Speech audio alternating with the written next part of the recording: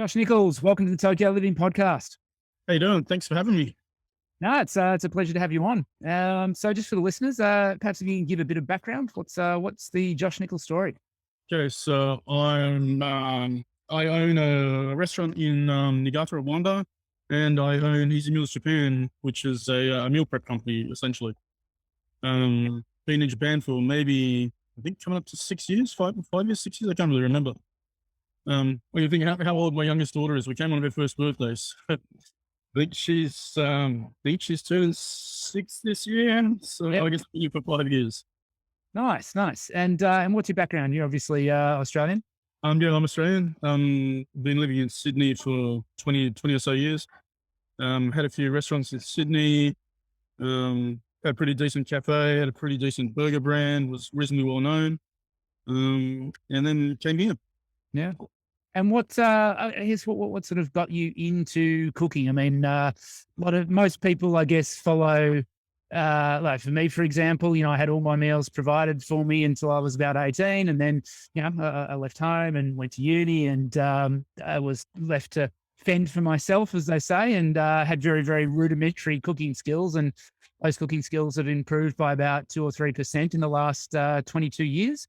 How was it for you? I mean, obviously everyone loves food, but did you develop sort of a passion for cooking early on, or how did that start? I guess like my mum used to make cakes for all of her friends, like birthday cakes and that. So we always did cake decorating together as a kid. Okay. So initially I wanted to be a pastry chef, not a chef. But back in my day, there wasn't enough money in pastry chefing. Yeah. So I was like, well, I can be a chef. And I worked at Hungry Jack's for a long time as a kid. Okay. I think I got my first job at 14 or something, and as soon as you could, like in Perth, WA.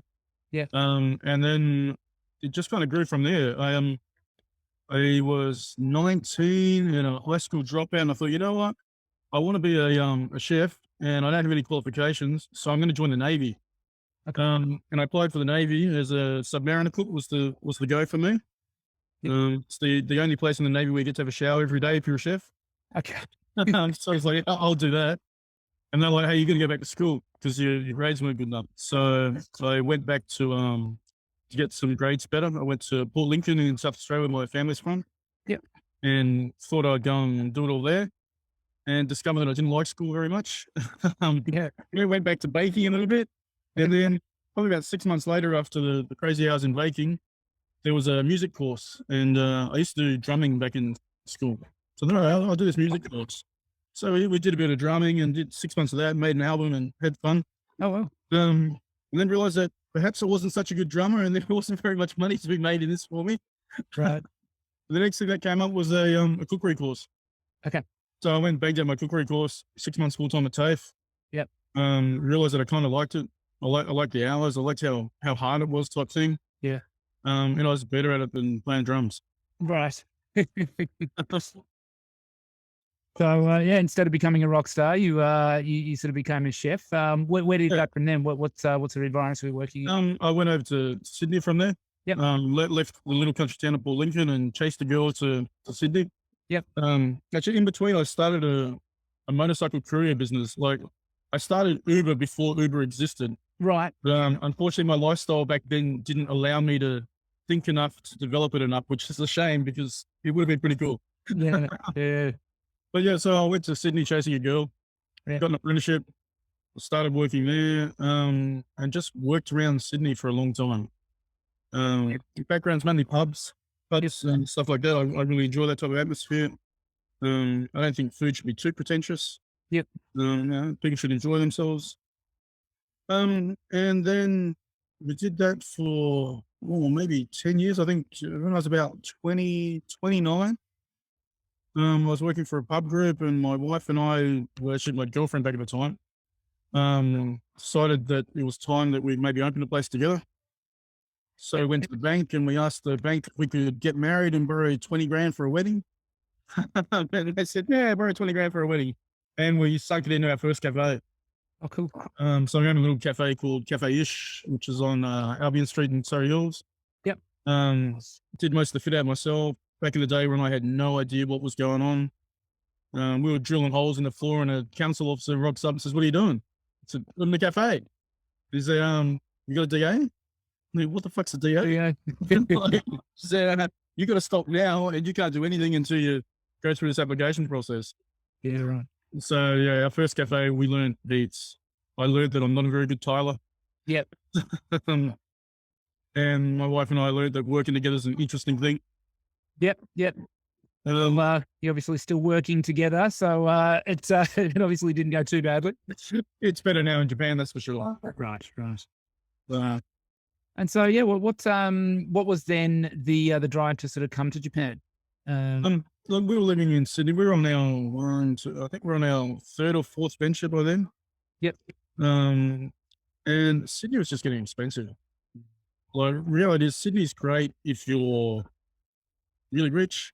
If you're working for someone else as an employer, I think Sydney's pretty hard. Yep. And it was just time. My wife had been in Australia for 14 years, and we were like, you know what? If we can sell up, we can go. So we made the move to sell up, and come back to her hometown of Niigata. And Niigata's cheap. Yeah. Like, compared to the rest of the world, Niigata is ridiculously cheap. Yeah. Yeah. So yeah, that's where we ended up. And like, I'd been on holidays here maybe twice, I think. Yep. So I knew a little bit about it, but not much. We knew there wasn't much Western food scene in Niigata, and what it was pretty Japanified. Yep. And that was it. I think I'd holidayed here for maybe a whole of 14 days. I remember getting here and I was reading on Google or something about Niigata has 300 days of rainfall every year. And I got here and I said, well, what the fuck is this? Like, you didn't tell me that we had 300 days of rain. I hate the rain. And just said, yeah, Niigata rains a lot. So I thought, yeah. Thanks for the heads up. Yeah, thanks for the heads up. So, yeah, now it's been 5-6 years. It's pretty good. Yeah, yeah. And so you always came out here with the idea of doing more of a Western style to restaurant. Yeah. Our previous holiday, we'd actually come out and scouted a couple of sites. Okay. We found something we liked, but we couldn't sell our venture in Sydney fast enough to make that happen. Okay. So when we were able to sell, it was like, all right, let's come over here. My wife wanted to open a like a super fancy molecular place, like a flagship restaurant. Okay. So we found this little 20-seater, 30-seater, pretty close to the station. You know, I think we're only about maybe a minute's walk from Niigata station. Okay. Well, we found this and we started doing this molecular, really cool, funky stuff. And Niigata hated it. okay. Niigata just wasn't into this at all. Like, who's this white guy showing us this food that we don't understand? Okay. Where's pasta? Niigata's like pasta and steak. That's what we know. And they'd be saying to us, what type of food do you cook? French, Italian? And we're going, we cook Australian. And they're there, what's Australian? Just like shaking our heads. So for maybe a year, we were doing nothing pretty much. Like, we were open, we had staff on, we burnt through all of our cash. Like, it was really not that first year. Yeah. Really tough. Yeah. And then we thought about it a little bit, changed a little bit. My wife just happened to walk into a bank at the right time and meet the right guy, and he said, I believe. The bank manager had cycled his bicycle across the Nullarbor when he was 19. He went, I love Australia. And I think what you guys are doing is great, and we need you in the city. Okay. So how can we help? And pretty much then the rest is history. Like, the shop's been pretty well. We stopped targeting the Western market and started concentrating purely on the Japanese market. And so did you keep the same location or? Yeah, we kept the exact same location. Look, we'd already dropped everything into it. There was nothing left. So what are we going to do? Like, and it's Japan. Once you leave a shop, you got to leave it empty. Cool. So like, there wasn't even the funds to leave it empty if we wanted to leave it empty. And what am I going to do? I can't teach English. There's no way you want me teaching English around your kids. And yeah, so look, after a year, like, the situation in Japan, so in Australia, if you post a picture on Instagram and it's a cool picture, the next day you're full. Whereas we'd done all the TV appearances because I'm the new guy in town. They came into TV appearances, everything. A year later, people are coming in to me saying, hey, can we have this? We saw it on TV a year ago. Right. And Niigata sort of expands all about this print media thing. Yep. And you got to pay a fortune to advertise. So we did that. We did the Japan way to start with. and it was just money going out for no reason. And then when we started realizing that we should just do what we like to do, which is my wife likes to talk and she likes to drink Australian wine. Yep. So let's just have her talking and drinking Australian wine. Yep. I like to cook meat, which is, I'm a meat eater. Yep. So let's just cook meat and simplify it a little bit. Yep. And do some things that the Japanese people really like. Like they like fish and chips and things like that, and they like steak. Yeah. So we do really basic fish and chips at the restaurant, but it's good. It's like you get back home. Yep. And they love it. Which is really difficult to find out here. Yeah, which is really Even in Tokyo. yeah. Yeah, and in Australia, I was cutting a ton of chips a week for my burger shop. Yep. So we just kept the same recipe and we started using that type of thing and making it a little bit more simple and more wine bar focus, Yep. a little bit more sharing. Yep. And then I was missing burgers a little bit because in Australia I owned Milk Bar by Cafe-ish, which is part of the original burger scene in Sydney. Okay. So we started making burgers over here.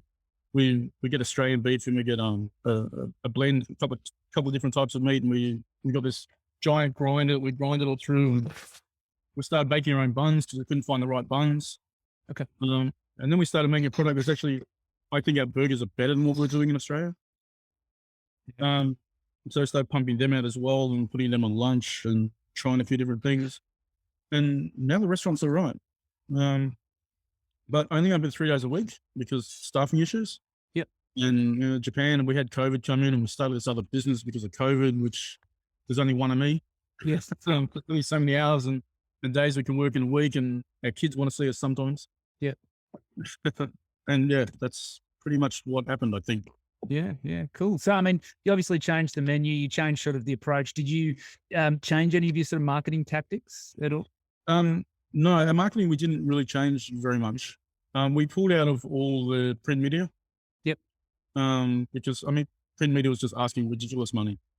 It's crazy. It's crazy, like $5,000 for an ad, but I'm in Niigata.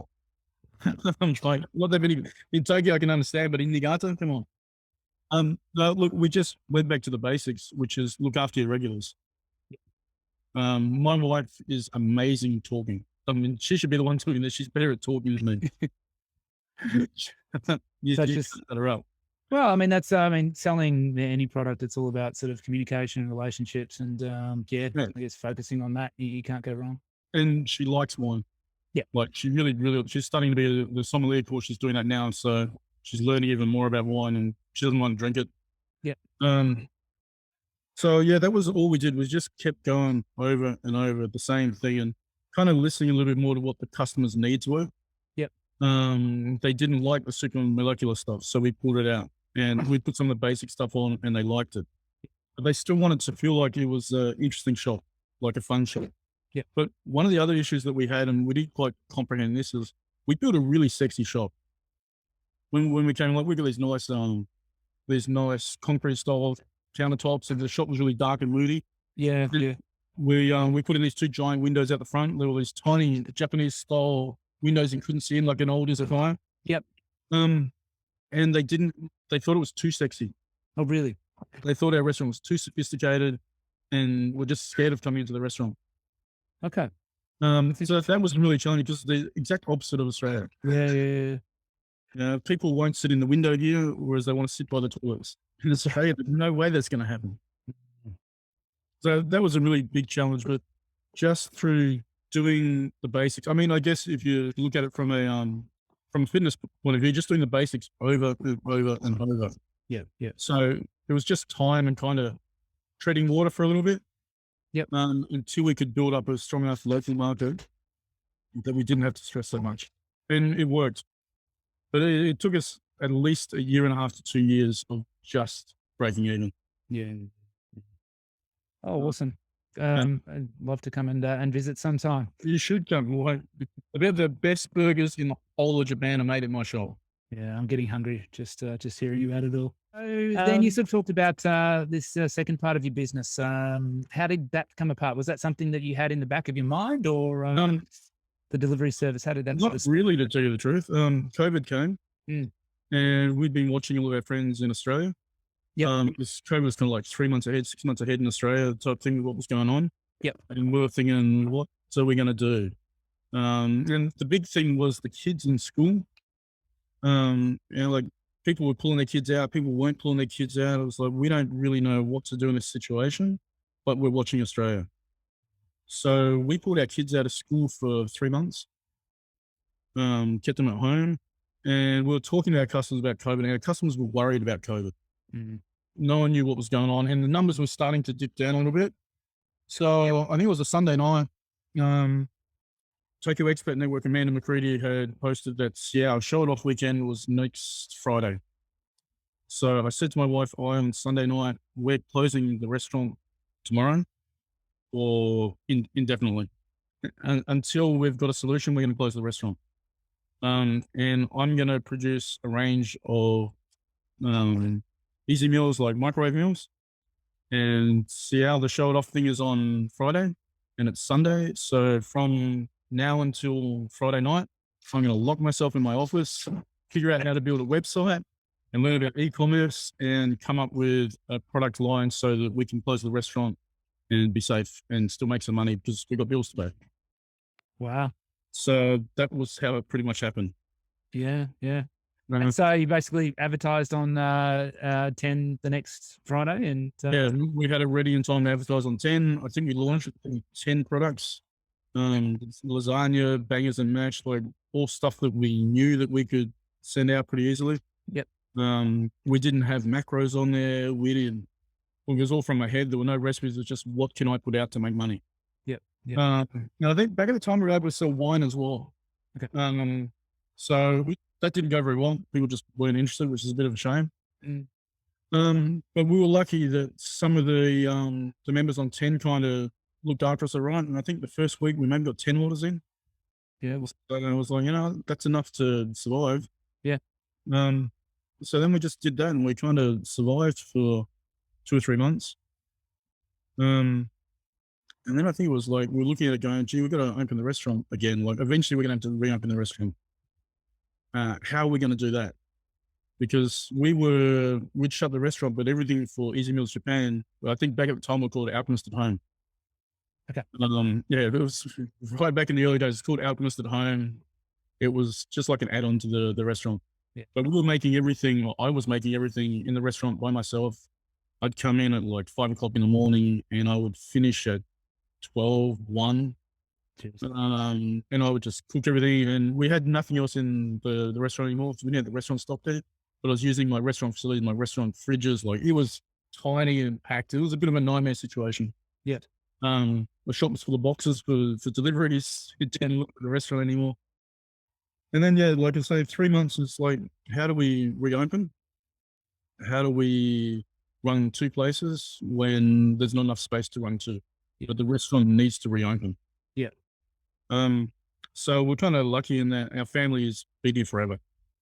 So there was a bit of land that had a building on it that we could have.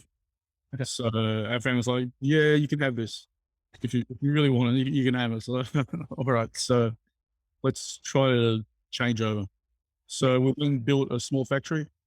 Okay. And it was kind of good for me because I took out all the equipment that was in my restaurant and moved it over to my factory and bought new equipment for the restaurant. Right. So again, we changed the focus of the restaurant. Again, I put in a flat grill and we put in a char grill so it could be more burger focused and more steak focused. Yep. And didn't have to spend so much money in the renovation. That was interesting. Again, Japan and building new places and what I thought the budget would be versus what the budget really was. My wife was pretty upset about the budget in the end. Yeah. Look, to be honest, she didn't really want to know about Easy Meals Japan. Right. She was like, yeah, this is just going to be a phase, whatever. Like, even when we're changing over, she was like, yeah, it's just going to become nothing. So we did that. And then Tokyo reopened a little bit. Mm. And Easy Meals Japan kind of probably dropped by about 50% in sales. Oh, really? Okay. So we just built this new place. Transition low, like the builders had a week to transition everything over because I wanted to have the restaurant open and Easy Meals Japan, Alchemist at Home operating. Yep. And we dropped off 50%. And I was like, fuck, what have we done?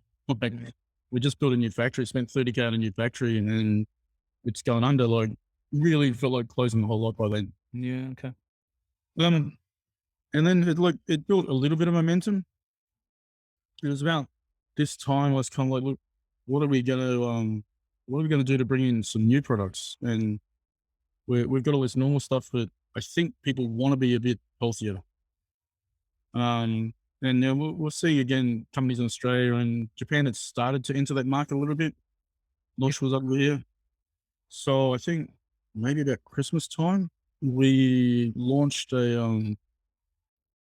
we started putting macros on our stuff, a couple of things. And I think I launched a low calorie plan around Christmas time. So a healthier option. And I think we grew from maybe about 20 products. We grew it up to about 40 or 50 products by bringing in these healthy options. Wow. So our healthy options started peaking. They started doing really, really well. Because I didn't realize that foreigners in Japan struggle to find healthier options. For sure. Yeah. Everyone thinks that Japan's full of healthy diet. Well, that's rubbish. Of course. But in Japan, it's fried, salty, and carbohydrates. Yeah. Yeah. Like it's massively on that scale. Yeah. And the healthy stuff started to take off. And that was really, like, really nice to see because our sales started going up and people were jumping on that. So that's December. And then we just plodded along again for a little bit. Yeah, my father-in-law passed. And I think about the same week, I decided, I think I'd hit 106 kilos. And the wife and I were talking like about where we want to go and how we wanted to expand and get our restaurant happening more. And I was really sitting down there going, I'm probably a bit broken and not broken, but if your car needs a service, you go and get it fixed so it runs at optimal. Mhm. And I certainly wasn't. Yeah. I was 106 kilos. I was tired all the time. I was pretty grumpy. Like Japan kind of hits you in a different way to the rest of the world. Yeah. Yeah. There's things that people just don't understand when they move over to Japan. Yeah. No, I got to backtrack a bit. We didn't have the macros until around this time. So I had, I realized I needed to change. I advertised a little bit on Takeaway Expert Network about partnering up with someone. And I met a personal trainer on there. And I thought, oh, I'll see if we can partner up. And his thing was like, listen to my spiel about what I do and see what my program is. And we'll talk about partnering up. I thought, hey, this is good. So I listened to his spiel and he said, so do you want to do it? And I'm like, yeah, but no. And then my wife clipped in and my wife said, I'm going to negotiate him to get the price I want. Where the price I want, you're going to do it. Right. So I signed up with this personal trainer for 6 months. Yep. It was eye-opening. Like, I cook for a living and I know what this type of stuff is, and I should know all the basics. Mm. But reality is I knew nothing. Like, I really, really knew nothing. In terms of macro breakdown and that sort of In stuff. macro breakdowns and like in eating, like I believed that calories in versus calories out is all you care about. Mhm. So I'd be seeing people going out and exercising all the time and then eating all these calories and going, why don't you just eat less calories so you can exercise less? Yeah. And that was my total thought on it. You know, like our healthy options on the menu weren't so much that they're just healthier. Yeah. And then he's like, Leah, you can eat and give yourself more energy and do some basic stuff. So then from there, we started thinking about the macros on Alchemist at Home. I think it was still Alchemist at Home at the time. It only just changed to Easy Meals Japan, maybe mid last year or early this year. So then I started thinking about these macros and what do they do and researching a bit more. And I ended up dropping in 6 months, I dropped about 15 kilos. Wow. Yeah, which is great. And the guy's got a guarantee, so that was awesome. Unfortunately, I got a bit of a heel injury just before the end of my 6 months. So my full personal trainer now is on a guarantee, and I've just put at least 10 or 12 kilos back on over winter. Few reasons. My heel, we got super busy with the restaurant and Easy Meals for Christmas and ski season. Yeah. Yeah. I put on weight during ski season. It's just, I ski every week. I drive out there. I eat crap when I'm in the car. I'm skiing. I come back and it's winter. I'm cold. I eat more.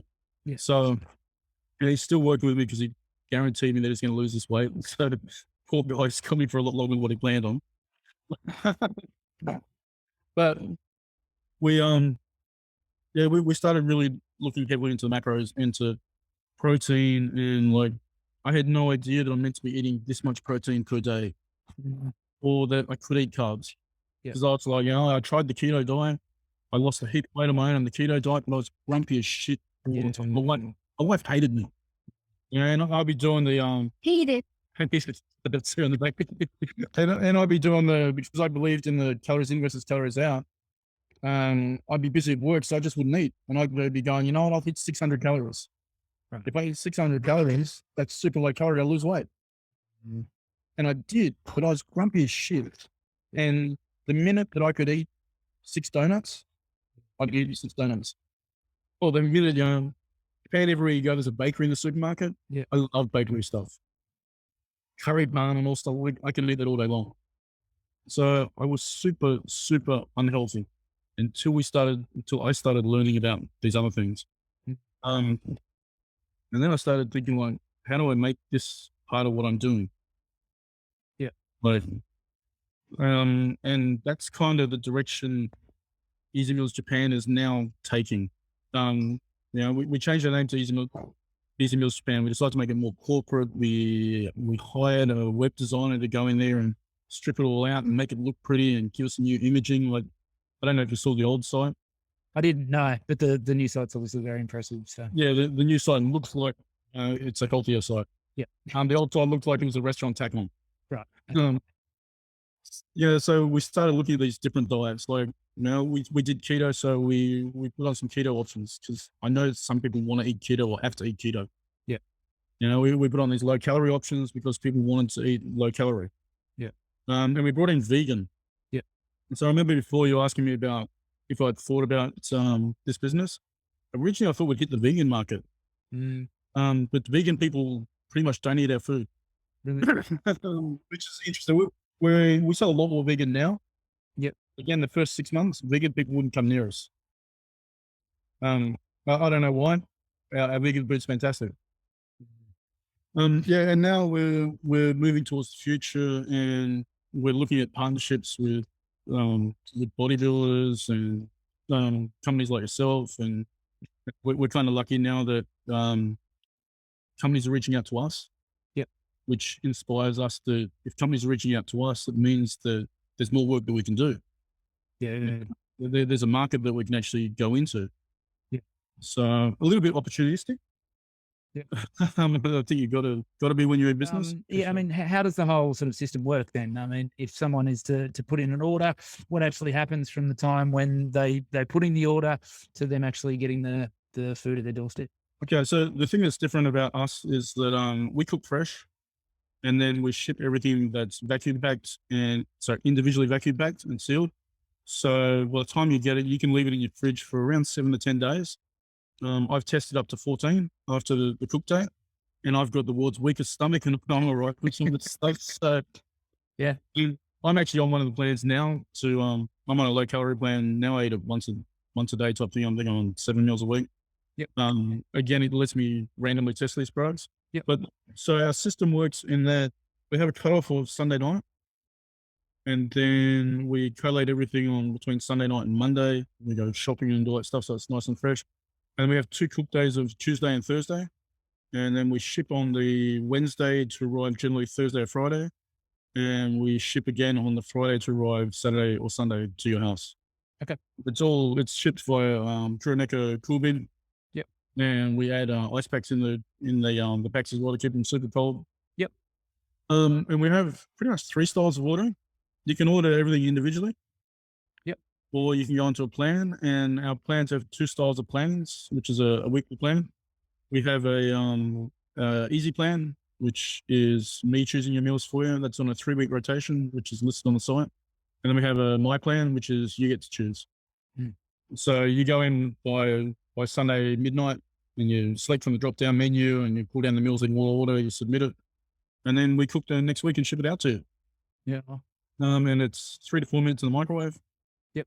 You eat, it's all good. And we got a family plan on there as well. Like, which is more of an ovenable type thing, but it's more aimed at families and it's not spicy. It's stuff like lasagnas and chicken wings, and they come with sides. So all the family really needs to do is add a salad, Okay. and they've got a complete meal type thing. Yeah, yeah, nice. And, yeah, I guess what have from your feedback, what have, been some of the most popular dishes that people like on the place? Probably we do a red curry steak on cauliflower rice. Okay. Yeah, we're using Australian grasswood beef on that, Yep. um, and that is insanely popular. Yeah. And now my vegan stuff, which is how a bit weird that the vegan stuff pumps right now. Yeah, well, Um, yeah, I think that's the most popular thing. Our low calorie plan's pretty big, and our keto plan's pretty big. yep. Like we use cauliflower rice in keto stuff.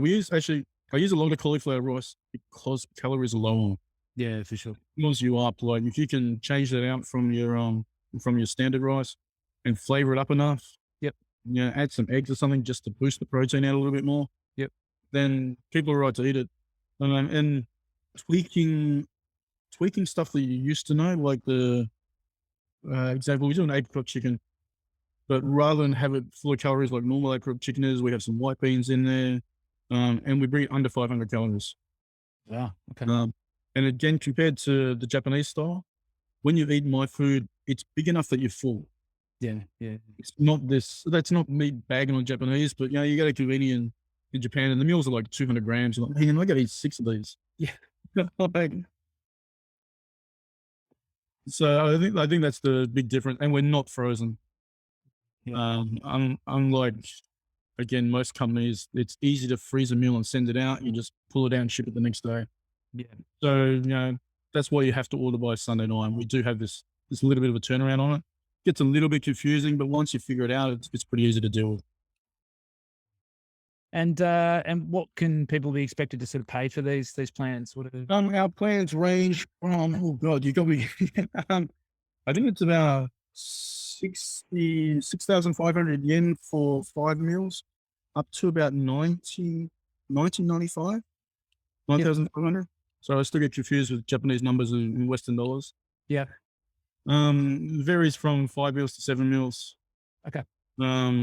There's add-ons as well. Like on our standard plan, you can add on a sweets plan if that's your thing. Like we do old-fashioned stuff like brownies and blondies and a few little cakes and that. Yep. Um, yeah, or individually, our meals are around, we average about 1,400 yen each as individual. So you get a much better price when you go into a plan, a weekly subscription, and you get free shipping on weekly subscriptions as well. Yeah. Wow. We don't ship in styrofoam boxes. We're onto a foil lined cardboard box because we know we use too much plastic. Yeah. I can't get away from it. We're trying our best to get away from it. Yeah. So little things like that just to help out a bit. Yeah. No, that's great. And they you can throw them in your burnable waste. Yep.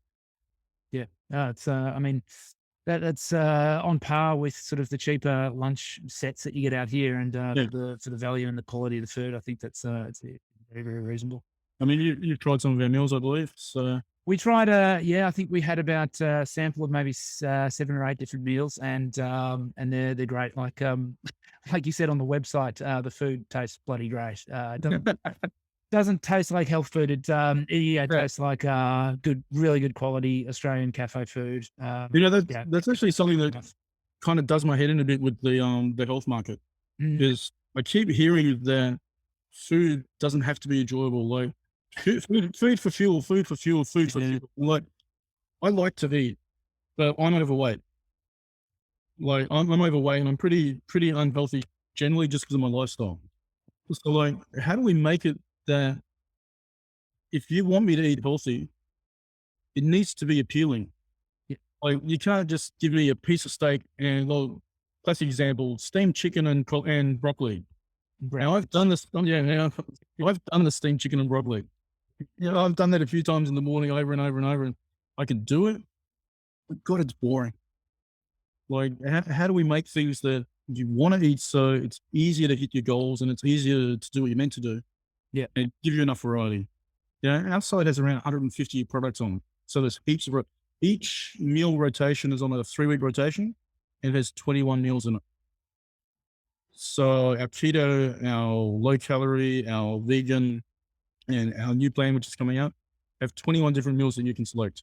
And then, Alrighty. Yeah. yeah, and then we have a couple more, like classic stuff, bangers and mash and roast, which we always try to put on there and things like that. So, yeah, sorry, I digress a bit, but I kind of get a little bit over being told and seeing on Instagram feeds these, these health gurus and that, and they're putting up stuff on the plate. It just doesn't look appealing at all. I felt like there's got to be a way to make healthy food look good, taste good, and make you want to get back to it. Like, I understand that sometimes you've just got to do the basics. And when our new plan, which is coming up, has a basics range to it. So if you just want to be boring and just cut it out and just scoff down stuff because that's your mindset, you can. Yeah. But if you still want to eat something that's healthy and good, you can do that as well. So if that makes sense. Absolutely, absolutely. I think it makes it so much easier for people, you know, even just to get started, you know, the whole idea of trying to change eating habits in order to, you know, improve health or improve your body composition is intimidating for a lot of people. So I think that packaging it the way that you do and making that process, you know, potentially very enjoyable, I think is fantastic. Yeah, I mean, I find it really easy to eat rubbish in the morning. Yeah. I really, really, or to not eat in the morning. But I also find that for me personally, I want about 700 calories in the morning. Yeah. But I want better calories than what I was getting. Yeah. And that will fill me up until around 1 or 2 o'clock in the afternoon. Yeah. And yeah, I work at lunch service in my restaurant. So between 12 and 2, I have chips, hot chips sitting in front of me all day long. So that's really hard. But if I go out in the morning and put one of my meals in there, Yeah. and then have some muesli or something on the side, which I know puts the sugar and the carbs up a little bit, but I need that little sweet touch. Yeah. If I can do that and have a quick little protein shake when I get to work, then I don't have to stress too much about eating less chips. I might have one chip versus 10. Sure. So that's a really big thing for me personally. So, I mean, where do you see the business going from here on in? I mean, you've obviously in the over the span of 6 years or 5 years, you've started this restaurant or wine bar, and then you started this business as well, and it's obviously blossomed. Where are you looking to go from now? Okay, so my wife kind of told me that she wants to buy a bigger factory. There's just happens to be a factory about 21 and a half seconds walk from my house, which would be kind of nice. So we're looking into building a bigger factory, getting some nicer equipment, staffing it a little bit more so I can get a bit of time to spend with our family. Yep. And we're probably going to aim more into the health food line. Yep. We're bringing out a new line called Prep, which is our probably protein plan. Okay. Which I'm pretty sure we're going to be launching with you guys. Yep. And I think we're looking at a May launch for that. Bit of work to be done, but that'll be focusing on 40 grams of protein minimum per meal, and 15 to 20 grams of fat. We're going to put our cutoff at 20 grams of fat. Yep. Because that way we can include stuff like edamame, Okay. which has a high protein content. Its fat's a little bit higher than using peas, but the protein's higher, but it's still not a bad thing. Yep. And yeah, so that's going to come out. We've also got a breakfast line that's going to come out pretty soon as well. Okay. Which would be stuff like protein pancakes. My wife got me onto this, and I'm pretty ashamed. I need to hand my man card in, but my wife got me into the overnight chia in oat pudding. Okay. We put that on our website last week. It's awesome. I hate to say it. I don't know why I did it soon enough, but it's amazing. So that's launching. But our big thing that we're more excited about is the prep stuff, the prep plan. So our goal is to make your meal prep easy. Yep. And that's going to come with kind of like two segments to it. That we have our prep basics, which will be pretty much a protein and our super a super veg mix, Yep. which will be like broccoli, cauliflower, edamame, like just that higher protein, low fat type side. And I think I'm probably going to do something dumb like throwing some Frank sauce because there won't be much dressing on that type of stuff, and you can drop Franks on anything and it tastes good type thing. So, and I think that comes out with maybe 6 or 7 different proteins. Okay. So you'll be able to choose between chicken, lean beef, kangaroo. I think I'm going to add on there because it's super high in protein, super high in iron. Yep. And then we're going to have our normal stuff that's based on prep as well. Okay. So with better garnishes like stews and soupy type things and more made up meals. Yep. But yeah, that's our next big thing that's happening. Nice. So I'm looking forward to that. I'm going to change from my low calorie plan to that as soon as it comes out. No, that it sounds fantastic. And yeah, honestly, I think we need to wrap this up because I'm just getting way too hungry. Just talking about all this food. But for people who want to check out the plans and maybe try that out, how can they find you? You can go find us online, www.easymealsjapan.com. Fantastic. Make sure you put the S in there, meals, not meal, or else you won't find it. Easy Meals. Okay. And we'll definitely put the link to that in the show notes. Awesome. Anything else you want to sort of plug while we've got you here, Josh? No, I think that's pretty much it. I mean, if you're in Niigata and you want to come have a burger, come and check us out at the Alchemist Bar and Dining, 2 minutes from the station.